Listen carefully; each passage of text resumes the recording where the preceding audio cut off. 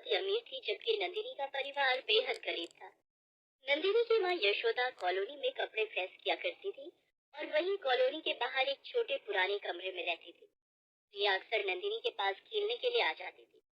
नंदिनी, ये देख, मेरे पापा मेरे लिए बार्बी डॉल लाए हैं। ये तो बहुत सुंदर गुड़िया है प्रिया, क्या मैं इससे खेल सकती हूँ?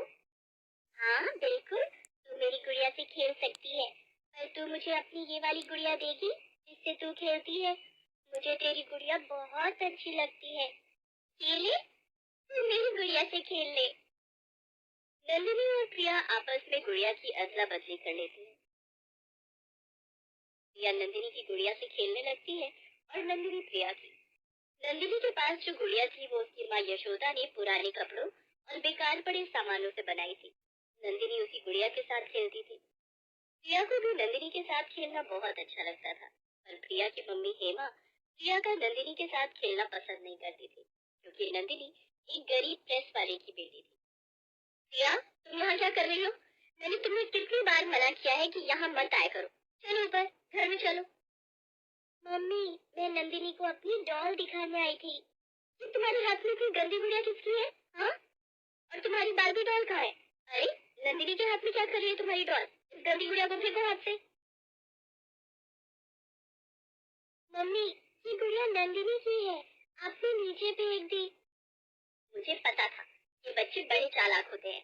नंदिनी, तेरी माँ कहाँ है? मैं अभी तेरी शिकायत करती हूँ। यशोदा, ओ यशोदा। अरे, इसका मतलब ये नहीं है कि तू यहाँ पर कॉलोनी में कपड़े प्रेस करती है तो अपने बच्चों को भी कहीं भी खुला छोड़ देगी। ये देख तो जरा, मेरी प्रिया का सारा दिमाग खराब करके रखा हुआ है इसने। जब देखो प्रिया के पीछे पड़ी रहती है। इसे थोड़ा काबू में करके रखा कर, कहीं ऐसा ना हो मेरा गुस्सा ज्यादा बढ़ जाए तो मुझे कोई और कदम उठाना पड़े। नहीं नहीं हेमा जी, मैं ध्यान रखूंगी। नंदिनी अब प्रिया के पास नहीं आएगी। नंदिनी, यहाँ आकर चुपचाप बैठ और अपनी गुड़िया से खेल, कोई जरूरत नहीं है बाहर जाने की। हेमा प्रिया को खींचती हुई ऊपर फ्लैट में ले जाती है। नीचे नंदिनी भी अपनी माँ के पास बैठकर रोने लगती है। माँ, मुझे भी प्रिया के साथ खेलना है, पर उसकी मम्मी ने मुझे उसके साथ खेलने से मना कर दिया। कोई बात नहीं नंदिनी बेटा, अब तुम प्रिया के साथ बिल्कुल मत खेलना, नहीं तो हेमा आंटी हमें यहाँ से हटा देंगी, फिर मेरा काम बंद हो जाएगा। नंदिनी ने अब प्रिया के साथ खेलना बिल्कुल बंद कर दिया। एक दो बार प्रिया उसके पास आई, पर नंदिनी ने उसे साफ मना कर दिया। नंदिनी, तुम मेरे साथ खेलती क्यों नहीं है? चल ना देख, मैं अपनी गुड़िया और बाकी खिलौने भी लेकर आई हूँ। नहीं प्रिया, माँ ने मुझे तुम्हारे साथ खेलने के लिए मना किया है। अगर मेरी मर्जी, मैं कहीं भी जाऊँ। प्रिया गुस्से में मुंह फुलाकर सड़क पर जाने लगती है। तभी सामने से एक गाड़ी आने लगती है। यशोदा गाड़ी को आता देख लेती है। प्रिया, बच्चों! यशोदा प्रिया को आवाज लगाती है। तभी प्रिया को कोई चोट नहीं आती, जबकि नंदिनी के सिर से खून बहने लगता है।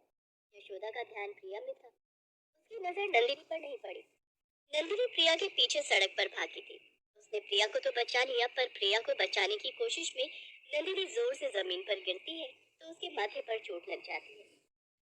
सब कॉलोनी वाले वहां इकट्ठे हो जाते हैं। हेमा शोर सुनकर नीचे आती है।